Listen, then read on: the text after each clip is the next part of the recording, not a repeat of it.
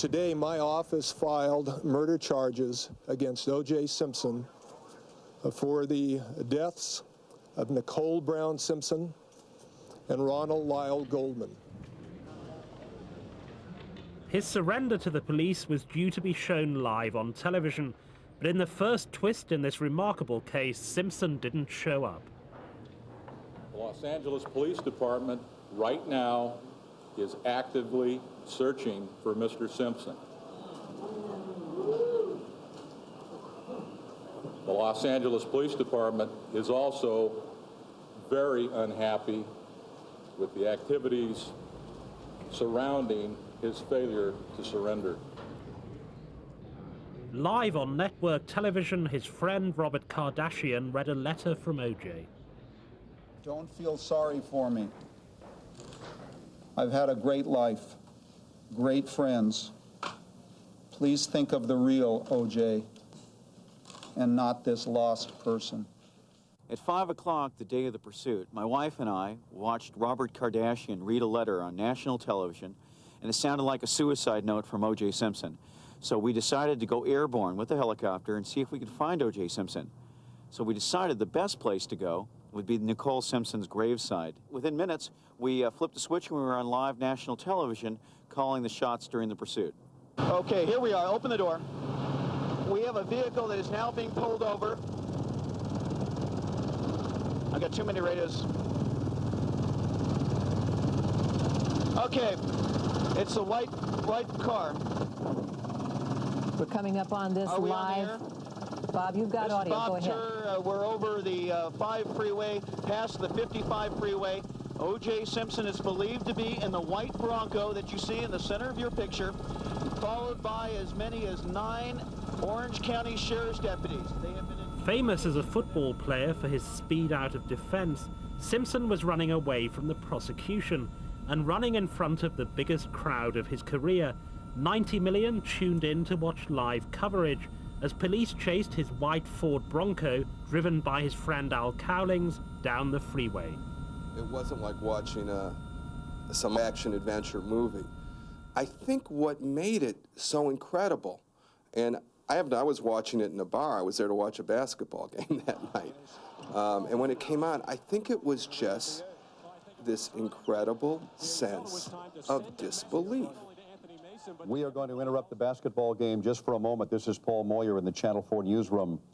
You are looking at what we think to be the Ford Bronco owned by Al Cowling.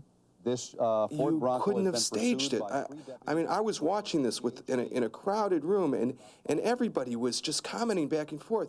Can you believe this? Can you believe this? It was like this mass cognitive dissonance going on. We had to keep watching to somehow say, this is real. For those of you who might be wondering, why don't they just shut up and go back to the basketball game, let me just say this to you. The reason is that they are looking for one of the most well-known people in this country, certainly one of the most well-known athletes in college and the history of professional football. He is a wanted man. He may be in that Ford Bronco, he may not be. But that Ford Bronco is an integral part of the story and the search. And that is why we're staying on this, and we'll get back to the basketball game just as soon as we can. So the station KNBC solved the dilemma of choosing between the ex-football star and current basketball ones by showing both ratings winners simultaneously. A friend of mine said that the chase was the most vacuously fascinating thing he had ever seen. Nothing was happening at all, but everybody, it was like a blank slate almost, and not quite blank since there was a car there was some visual information, but everybody could pour into that whatever they were thinking, whatever their own apprehensions, their own feelings, their own intuitions about the state of mind of OJ or Al Cowlings there. It was like a screen. And I think that's true of celebrity in general. Celebrity in general is often a screen for everybody's inner feelings one way or another. Hoping that OJ himself, like the rest of America, was following the coverage on the Broncos radio, KCBS broadcast pleas from his friends. We have mentioned that we're going simulcast right now here at Channel 2 Action News and KNX News Radio, and there is a possibility that they may be listening to us down there in that white Ford Bronco. Vince, if you could send a message along to OJ, what would you tell him? OJ, I would just tell you, people that love you, man. I love you. My mother loves you. I just got off the phone praying with her, man. And AC, I love you guys, man. I've looked up to you guys. Vince, I'm sorry, if you could turn... I was a kid back in Greensboro, man, watching you play. Vince, if you could turn down your television set. Man, I'm just praying that you guys will just give yourself up, man. Just stop. Please stop. In Jesus' name, just stop, man. Because we love you, man. Just stop. Well, this is the land of the instant replay and of instant reaction and instant reporting. I mean, and certainly in a professional sense, you have to admire what they can do. I do not believe, for example, that either the BBC or ITV could have covered that chase the way the American local stations did, and they're very good at doing it. Code 4, code 4. Go ahead, Bob. OJ is in custody. We understand OJ is in custody. But the BBC and ITV would not have been allowed to cover it this way. America has no equivalent of sub judice, the English legal rule which makes coverage of cases almost impossible until they come to court. The American First Amendment right to free speech and the commitment to freedom of information allow for almost unlimited reporting. You're balancing two rights against one another there. I mean, it's First Amendment versus Sixth Amendment. There is a free press, and there's also a right to a fair and speedy trial. And they're both absolute rights, so I think that you should just sort it out. But it's garbage to suggest that the media does that by itself. I mean, the lawyers and the criminal justice system itself uses the media. It's not as if they're just walking down the street doing their job with the media chasing after them like bums on a bologna sandwich. The prosecution were the first to make their case in Simpson's trial by television.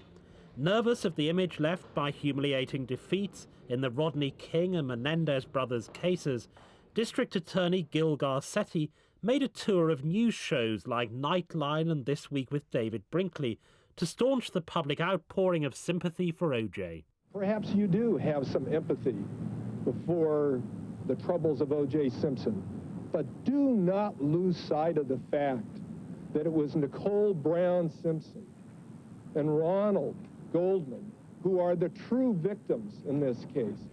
The prosecution also leaked evidence to the media. Most incriminating was the release to the press of old police emergency tapes, apparently showing Simpson's history of violence towards his ex-wife. Copies of police reports and 911 calls that captured the disturbing and sometimes violent relationship between OJ and Nicole Simpson were released today. Okay, what does he look like? He's OJ Simpson. I think you know his record. Could you just send somebody over here? Okay, what is he doing there? He just drove up again. Could you just drove somebody over? Okay, wait a minute. But although the prosecution tried to use television to aid its case, television was not always a help. The network current affairs show Hard Copy brought up the story of the only witness to place Simpson at the scene of the crime, which critics felt crossed the line between reporting the case and interfering with it. Tonight on Hard Copy, a world exclusive. A key witness in the case against OJ Simpson breaks her silence. I caught him in a lie. Called before the grand jury, today she testifies about her strange encounter with OJ on the night of the murders. He looked crazy, like a madman gone mad, insane. In the case against OJ, it's the grand jury witness. Believing her credibility was undermined by this transaction, the prosecution decided not to call her, weakening their case. These tabloids are having a serious negative impact on the ability of the prosecution to bring these cases, because the prosecutors have to call these witnesses to the witness stand, and the defense attorneys basically get to show that these witnesses used their opportunity to be involved in this case as a chance to make money, and it makes the jury really turn on these people. So the prosecutors, through no fault of their own, are handed these very damaged goods as witnesses. In another blow to the prosecution, the amount of press speculation about the case led the judge to abandon a grand jury hearing, intended to assess whether there was enough evidence to send Simpson for trial. The private grand jury investigation was replaced by a public pretrial hearing, throwing the prosecution case immediately into the court of media and public opinion.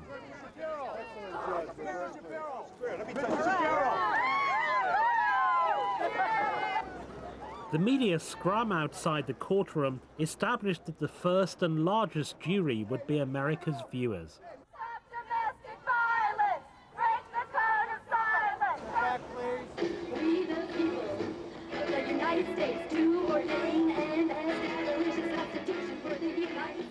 And under American legal rules, the cameras were also crucially rolling inside the courtroom. And so Simpson became the latest celebrity litigant, a recent American phenomenon that includes the parent-killing Menendez brothers and the severed penis husband, John Wayne Bobbitt. The difference here was that OJ was already a superstar before his day in court, making this the trial of the century. You can't overestimate the significance of the appearance of television cameras in courtrooms, which, I think satisfies people's intense curiosity about the way trials are conducted, and also, it's just fantastic drama, and it's live, unscripted drama. I've been watching court TV since it first came on and enjoyed every minute of it. They're not actors pretending. These are live people with real emotions. If watching court TV were any more addictive, it would be illegal. But it wasn't just the fledgling cable network Court TV that covered the pre-trial hearings. Every channel was showing OJ. OJ hasn't even got to trial yet. Yet in the first 2 months of the coverage, June and July, it already scored 415 minutes of coverage on the nightly newscast. The LA riots in the entire year of 1992 only got 498, so OJ's easily going to beat the riots before the year ends. The networks abandoned their usual daytime soap operas to cover the pre-trial hearing as a real-life soap opera. You have money, sex, race, violence, Hollywood, celebrity, sports, and the only witness to this crime is a dog. So it's really got just about everything that people are interested in. Talk show host Rolanda dashed back from vacation to report live from outside the LA courthouse. Can O.J. Simpson really get a fair trial? We think that's something worth talking about live from L.A. right now on Rolanda. In addition to gavel-to-gavel coverage, lawyer commentators appeared on analysis talk shows. The charitable believed they were educating the public about justice. Cynics felt they were dressing up their lurid blanket coverage as a civics lesson. The prosecution was walking kind of a fine line here. How close did Marcia Clark cut it? Oh, I think Marcia Clark had enough leeway there that she didn't have to worry too much. We had the blood comparison evidence, and then Marcia Clark went through a very good explanation, step by step, of the left-handed evidence, as we've come to call it.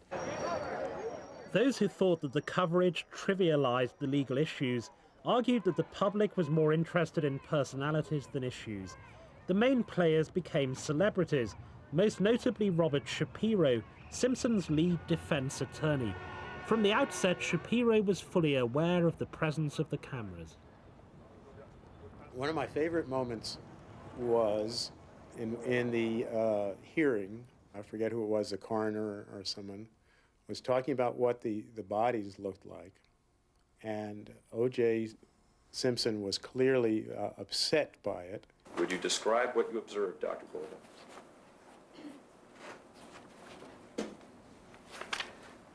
The decedent had an incised wound, that is a cutting wound of the neck, which extended from the left side of the neck across the larynx or voice box. Robert Shapiro moved in front of him so that the camera couldn't see him. That he was aware that the camera was at a certain angle and was focusing in on this look of upset that O.J. had, and he put his own head in the middle there. And that's why I think that's kind of crystallizes this whole the self-consciousness with which the lawyers use the media and are aware of the media in this kind of situation. Shapiro made his name as a lawyer defending Hollywood celebrities like the talk show star Johnny Carson and the son of Marlon Brando. He once published an article called Care and Feeding of the Media. In the Simpson case, he quickly showed what he meant with press conferences, the offer of a $250,000 reward, and a hotline for the public. Thank you for your call. If you have an important lead regarding the OJ Simpson case, press 2 now. This is a battle between two sets of public relations people. Lawyers in this country are PR men and women now. They're not fundamentally lawyers. Each side, particularly the defense side in the OJ case, is playing for public opinion. Every now and then they give interviews and they feed bits of information out to the press to try and mold public opinion in favor of their client, or in the prosecution's case, against the man that they're trying to prosecute. Because both sides know that out there, through that television lens, are 12 people who will decide that trial and decide the verdict, and they are playing for that public opinion.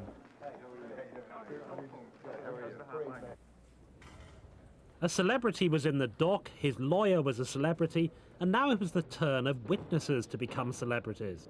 It was remarkable during the hearing how good everybody looked. I mean, everybody looked like the person who might play that particular character in the movie of the trial. I think that's a characteristic LA thing, too. Everybody is ready and waiting to be discovered. Kato Kaelin lived on Simpson's estate and testified to events there on the night of the murders. An unknown out-of-work actor, the pre-trial hearing made him a star. State and spell your name for the record. Brian, B-R-I-A-N. Kato, K-A-T-O. Kaelin, K-A-E-L-I-N. I mean, I think that if you wanted a microscope on the culture of narcissism and the beast of celebrity and semi-celebrity that Los Angeles is, you don't really need to look much farther than the supporting characters and the whole drama that's unfolded around the O.J. Simpson trial. I asked how the recital was and how Sydney was, and she was great. Is that what he said? She was great? Mm-hmm. Yes? Yes, she was great. You have to say yes and no, because this lady does not have a button for okay? You should get one. I love Kato. People are spending enormous amounts of time on issues like, does Kato Kaelin really own a tie, and why hasn't he worn one yet to testify? Is he waiting for something more important to put on a tie? Marcia Clark, the prosecutor, the merits of her hair style are widely debated. Just these people become intensely fascinating to us almost immediately. But the perils of celebrity in America soon became apparent to Kaelin. The downside of national renown began with exposure of his past as a soft porn star by the network show A Current Affair. Steve Dunleavy has this exclusive story on Kato, the courtroom jester. Steve brings out the sexy secrets from Kato's acting closet.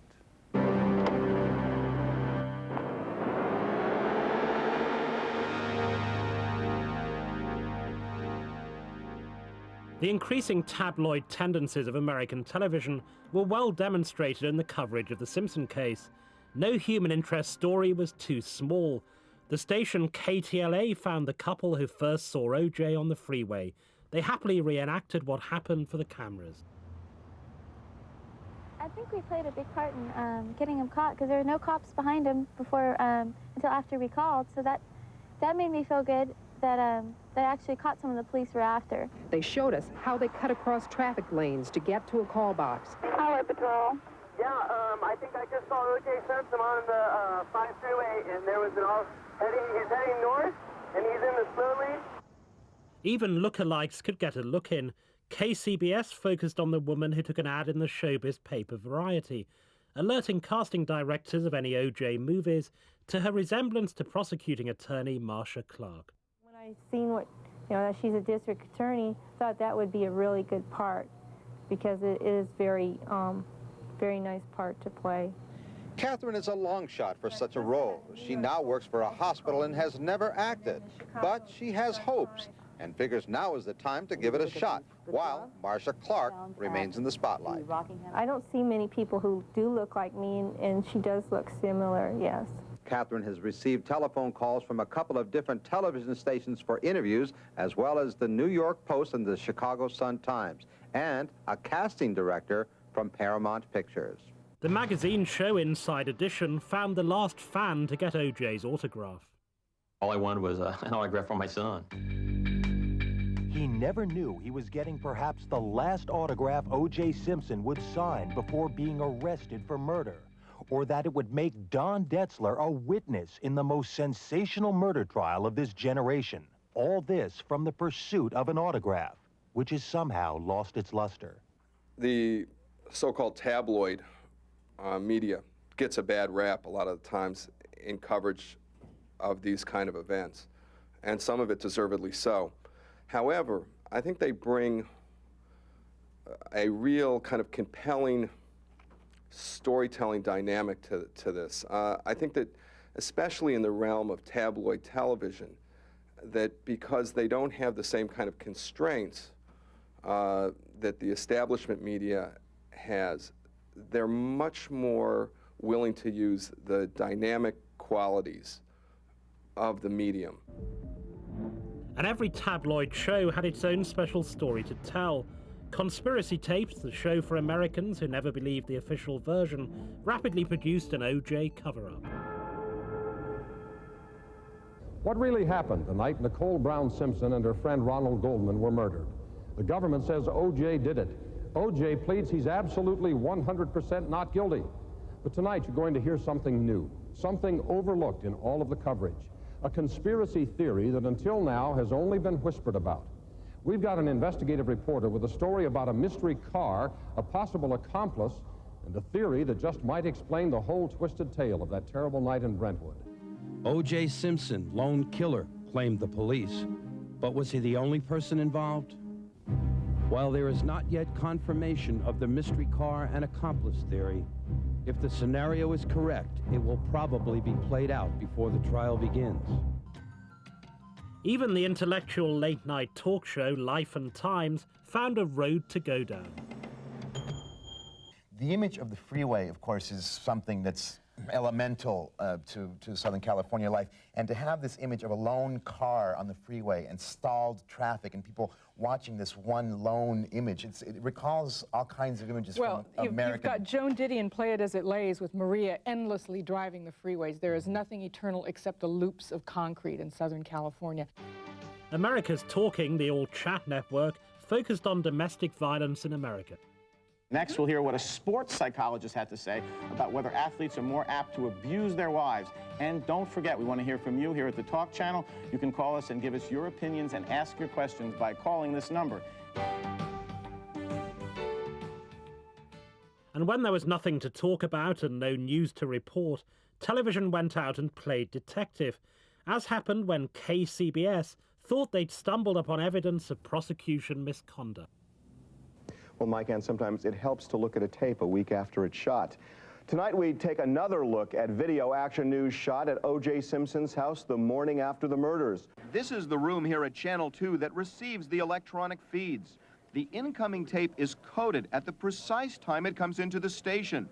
The tape in question, showing Marsha Clark leaving O.J. Simpson's property, is coded just after 10:28 in the morning. Now, look at the search warrant authorizing entry onto O.J. Simpson's property. The judge signed it at 10:45 in the morning. So Marsha Clark had entered the property before the judge gave the green light. Most of the time when TV plays detective, they're either rebroadcasting leaks that have been given them and not doing the detective work themselves, or they're getting it wrong, being careless, and that was the case with this CBS TV tape. We want to apologize. We now have reason to believe that we made a mistake in one of our reports. But facts didn't matter. Coverage of any kind was a way of keeping the story alive. It was the coverage that mattered, not the content. A tabloid report said O.J. Simpson's father was a drag queen who died of AIDS. Truman Simpson, who lives in the Bay Area, issued a formal statement saying, "My father was gay, but he was no drag queen, and he did not die of AIDS." Back in the real world, the prosecution had made its case to the satisfaction of the judge. O.J. Simpson would stand trial in Los Angeles for 2 murders. had an opportunity to discuss those charges with your attorney? Yes, Your Honor. And are you ready to enter a plea at this time? Yes, Your Honor. How do you plead to counts 1 and 2? Absolutely 100% not guilty.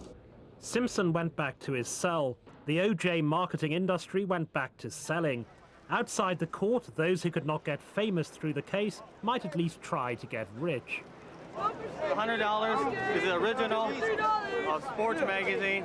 We've got a box card set, 50 cards, illustrates everybody. OJ's career, a lot of his movies. Callous, cold-blooded killer, heinous, even laughing, maniacal.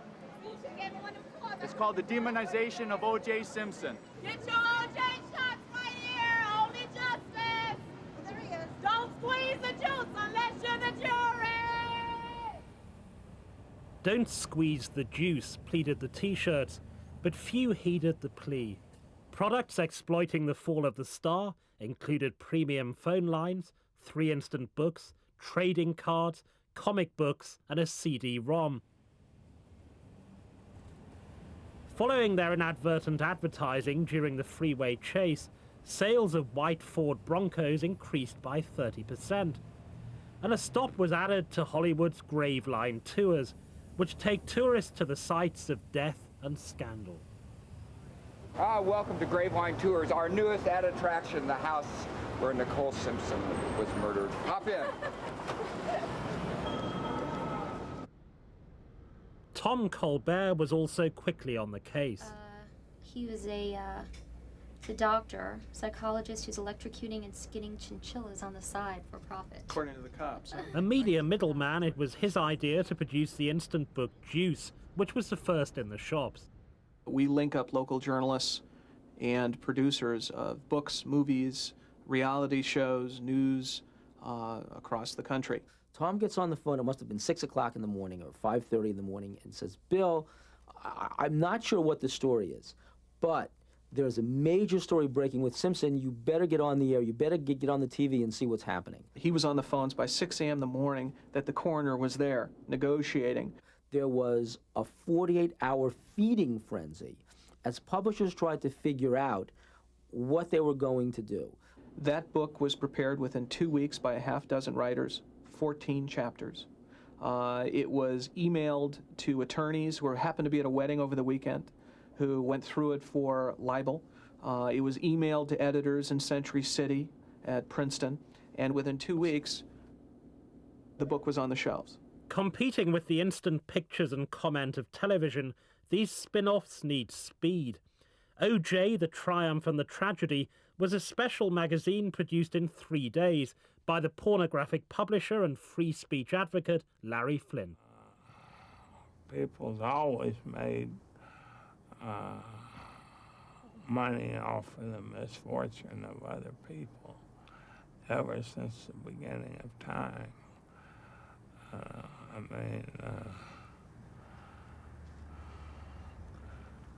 The dollar is worth that. Everything else is secondary. The television networks have established a tradition in recent years of turning tragedies into made-for-television movies. Rupert Murdoch's Fox network was the first to produce an OJ movie, originally scheduled to air a week before the trial. We started about the 20th of June. So between then and now, we put an entire movie together, and between August 8th and September 13th, we will shoot that movie, we will edit that movie, we will put sound effects and music in that movie, and hopefully we'll go on the air with a finished movie that might even have titles on it. You've got Shapiro, you've got Nicole, Al Collins.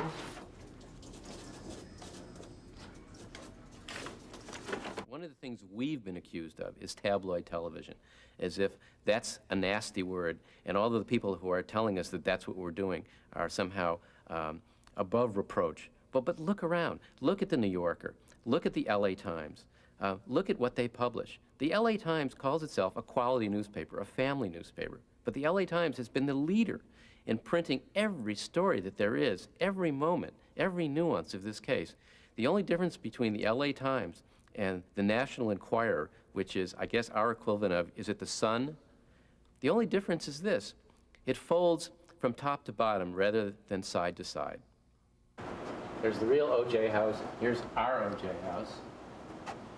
And here's the gate. See, here's the gate. See, we'll have to build another gate out here. I think ethics is, let's say it's an amusing question for those of us who make television.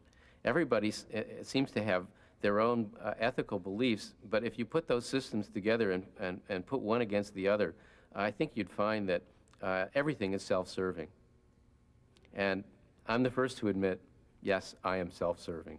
Simpson's attorney, Robert Shapiro, finally persuaded Fox to delay transmission until after jury selection, arguing that the movie of the week might undermine the conduct of the trial of the century. But he could hardly have done this with a straight face, because the attempt to influence potential jurors had been a key tactic of the defense as well as the prosecution before, during and after the pre-trial hearing.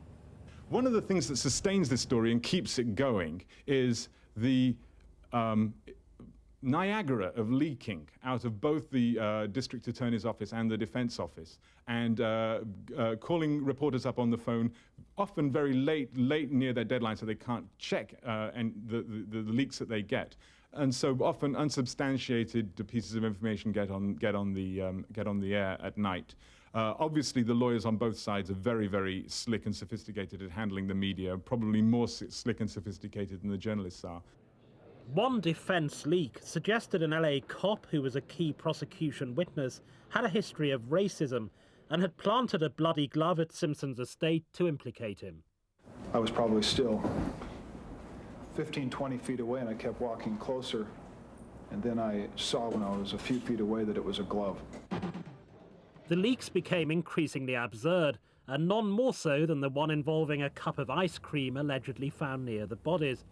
Although later discredited, this new piece of evidence was briefly flavour of the week on TV, and KNBC even went live outside the late Nicole Simpson's house to get the scoop.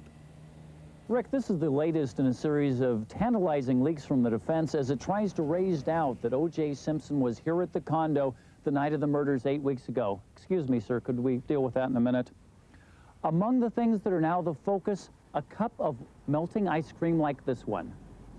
The spin being applied by the Simpson defense is this. If it was indeed Nicole Simpson's cup of ice cream found only partially melted after midnight, then given how fast ice cream melts, she could not have been murdered any earlier than 11 p.m. Let the record show this ice cream was purchased about 57 minutes ago, and it now has the consistency of soup. The question now, will the ice cream defense hold up?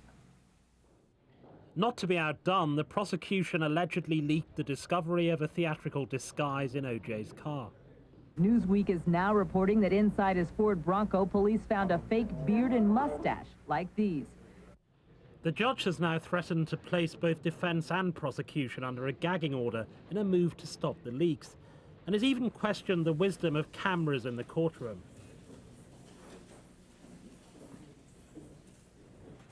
In 2 weeks' time, the real trial of O.J. Simpson begins, but he's already been on trial for nearly 3 months.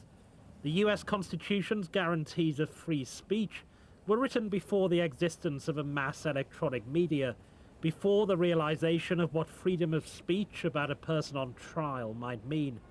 Has Simpson's media trial ruined his chances of a fair trial?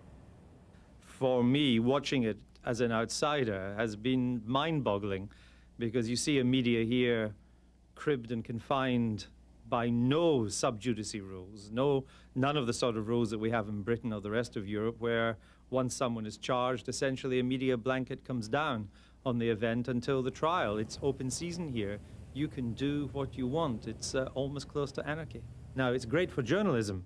It's great in this country to be able to do what you want and report what you want in the run-up to a trial, unlike Britain where we can do it. Great for journalism, but I'm not so sure it's good for justice.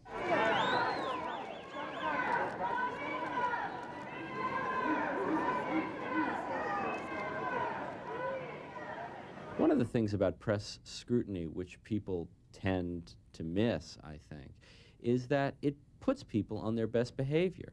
I mean, you have a group of lawyers here who are very good and very proficient on both sides. You have an extremely intelligent judge from what we've been able to see. And these people are really minding their P's and Q's because they know the nation is watching. And I think if more cases got more scrutiny, you'd see a judicial system that works better than it does now. So I don't worry too much about the impact of the press on the fairness of the trial. I think what you have to understand with this whole press thing is the fact that the very first amendment to our Constitution, or the very first thing there, is the right of speech and the right of information and the right that the people shall know, that there'll be no more cover-ups. I mean, this is one of the first things this nation fought for, was the right for the people to know, for the right for the people to be informed, that nothing goes on undercover that isn't checked and rechecked. Journalists are like the watchdogs of our society. We bark when things are right, we bark when things are wrong. We're the ones who stood for that right, that the people shall know, that they shall not be in the dark, that they can make whatever opinion they want to make. They have the freedom of speech and the freedom of assembly and the freedom to do whatever they want, but doggone it, let it be an educated decision. For the United States of America, we the people of the United States do ordain and establish this Constitution for the United States. We the people of the United States do ordain and establish this Constitution for the United States. We the people of the United States do ordain and establish this Constitution for the United States. We the people of the United States do ordain and establish this Constitution for the United States. America.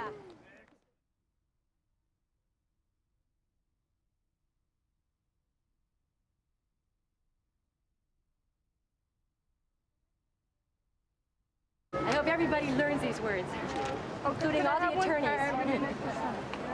Involved in this case. Yeah. We the people of the United States